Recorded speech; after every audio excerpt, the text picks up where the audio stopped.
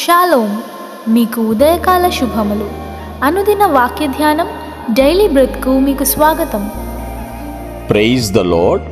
ఈ దినము కొరకు సిద్ధపరచబడిన దేవుని వాక్యము మత్తయి సువార్త 10వ అధ్యాయము 38వ వచనం.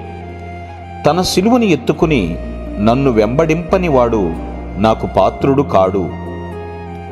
ప్రభునందు ప్రియులారా, ముందుగా మీకు హృదయపూర్వక వందనములు తెలియజేస్తూ ఉన్నాను. ఇక్కడ ప్రభు చెప్తున్న మాటను చాలా జాగ్రత్తగా గ్రహిద్దాము, వివరణాత్మకంగా కూడా తీసుకుందాం. దీన్ని మన సిలువను తీసుకుని యేసును అనుసరించుట అనేటువంటి కాన్సెప్ట్ ఇక్కడ కనబడుతుంది. మన సిలువను తీసుకుని యేసును అనుసరించటం అంటే ఏమిటి? బహిరంగంగా తనను అంగీకరించుటకు సిద్ధంగా ఉండుట, నిర్దిష్టమైన వ్యతిరేకతను అనుభవించినప్పటికీ ఆయన కొరకు బాధలను ఎదుర్కోవటానికి, మరణాన్ని కూడా ఎదుర్కోవటానికి కట్టుబడి ఉండడం. దాని అర్థం అదండి. మళ్ళీ చెప్తున్నాను, బహిరంగంగా తను అంగీకరించడానికి సిద్ధంగా ఉండాలి, నిర్దిష్టమైన వ్యతిరేకతను అనుభవించినప్పటికీ ప్రభు కొరకు బాధలను ఇంకా మరణాన్ని కూడా ఎదుర్కోవటానికి కట్టుబడి ఉండడం అండి. సిలువను బాధ్యతతో ఎత్తుకుని మోయాలే తప్ప ఇతరులు బలవంతం చేసినప్పుడు మోయటం కాదండి. ఇది ప్రభు అయిన క్రీస్తు కోసం ఇష్టపూర్వకంగా సంతోషంతో బాధలను సహించుటను తెలియచేస్తుంది. కొందరు వ్యక్తులు పరీక్షలను సహిస్తారు, కానీ సణుగుతూ ఉంటారు. అవునండి, సహిస్తారు, దానిలో తప్పు లేదు, కానీ సణుగుతూ ఉంటారు. ఎప్పుడైతే పరీక్షలు, శ్రమలు మన జీవితంలో ఎంటర్ అయినాయో వాటిని సంతోషంతో స్వీకరించినప్పుడు సగం బాధ పోతుందండి. సంతోషంగా స్వీకరించాలి, నాకే రావాలనకూడదు. ప్రతి ఒక్కరూ తమ తమ సిలువలను ఎత్తుకొని వెళ్ళవలసినవి ఉన్నారే తప్ప మరొకరు సిలువ మనం మోయటం కాదండోయ్. దేవుడు మన కొరకు ఏర్పాటు చేసిన ప్రత్యేకమైన సిలువను మనం భరించాలి. మనం సిలువను వేసుకోకూడదు. కొంతమంది చూడండి, నాకు నేను సిలువ వేసేసుకుంటున్నాను, నీకు నేను సిలువ వేసేస్తున్నాను అంటూ ఉంటారు. నో, మనకు మనం సిలువ వేసుకోకూడదు.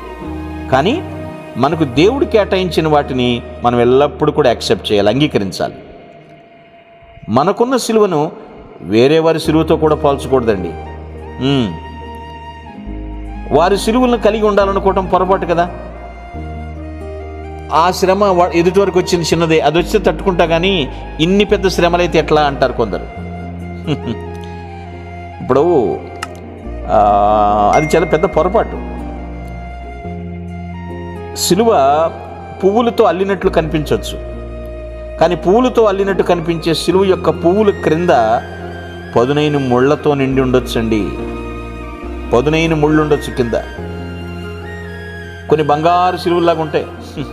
చాలా ప్రశాంతంగా కనిపించే బంగారు సిలువ కూడా చాలా బరువుగా ఉంటుంది, మనల్ని నలిపేస్తుంది. జాగ్రత్త, నలిపేయచ్చు.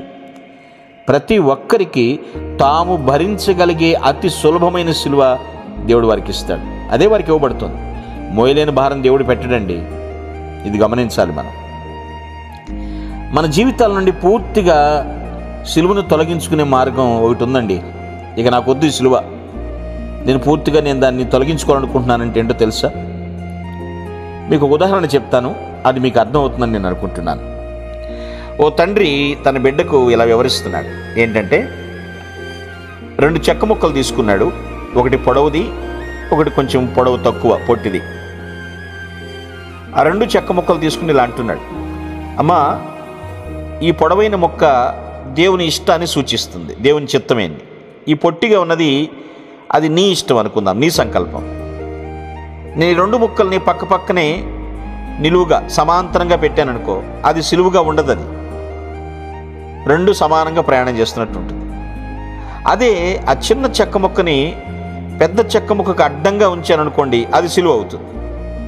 కాబట్టి మన ఇష్టం దేవుని ఇష్టానికి అడ్డంగా ఉన్నప్పుడు మాత్రమే మన జీవితంలో ఒక సిలువ ఉంటుంది. అర్థమైందా మీకు? ఈ పొట్టి చెక్క ముక్క పొడుగైన చెక్క ముక్కకు అడ్డంగా నిలబడింది అనుకోండి, దాని అర్థం ఏంటి? దేవుని చిత్తానికి అడ్డంగా ఉన్నాం మనం. అప్పుడు మనం నీ చిత్తం నెరవేరునుగాక అని చెప్పగలమా? చెప్పలేం. ఎందుకంటే నా ఇష్టమే నేను నెరవేరాలని కోరుకుంటున్నాను కాబట్టి. సో మన చిత్తం ఆయన చిత్తానికి అనుగుణంగా ఉంటే అసలు సిలువే లేదు, సిలువే ఉండదండి. సిలువలను తొలగించుకోవటానికి మార్గం ఏంటంటే, నేను ముందు చెప్పానుగా, తొలగించుకునేటువంటి మార్గం ఏమిటంటే దేవుడు మనకిచ్చిన ప్రతి పరీక్ష, ప్రతి బాధ, ప్రతి నష్టాన్ని ఆయన పట్ల ప్రేమతో అంగీకరించాలి, సంతోషంగా అంగీకరించాలి. అదే సిలువను వెంబడించేటువంటి అచ్చమైన అనుసరణ అంటే అదేనండి. ఏ పరీక్ష ఇచ్చినా, ఏ బాధ కలిగి, ఏ నష్టమైనప్పటికీ కూడా దేవుని పట్ల ప్రేమతో యాక్సెప్ట్ చేయాలి, రిసీవ్ చేసుకో, సంతోషంగా స్వీకరించాలి దాన్ని. ఆయన వెంబడిద్దామా? ఆయన వెంబడిస్తూ ఆయన చిత్తాన్ని జరిగిస్తూ ప్రభు సన్నిధిలో సాక్షిగా మీ కొరకు ప్రార్థించుటకు మేమెల్లప్పుడూ సిద్ధం. Praise the lord. ప్రభు నామమున మీ అందరికీ వందనములు. ఈ మా సందేశముల ద్వారా మీరు ఆశీర్వదింపబడినట్లయితే మీ తోటి వారికి షేర్ చేసి దేవుని రాజ్య సువార్తలో మీరు కూడా పాలుభాగస్తులు కావాలని ఆశిస్తున్నాం. మొదటిసారిగా ఈ ఛానల్ను చూస్తున్నట్లయితే మా ఛానల్ను సబ్స్క్రైబ్ చేయండి. వీడియోలు నోటిఫికేషన్ రూపంలో పొందుటకు బెల్ బటన్ని ప్రెస్ చేయండి. God bless you.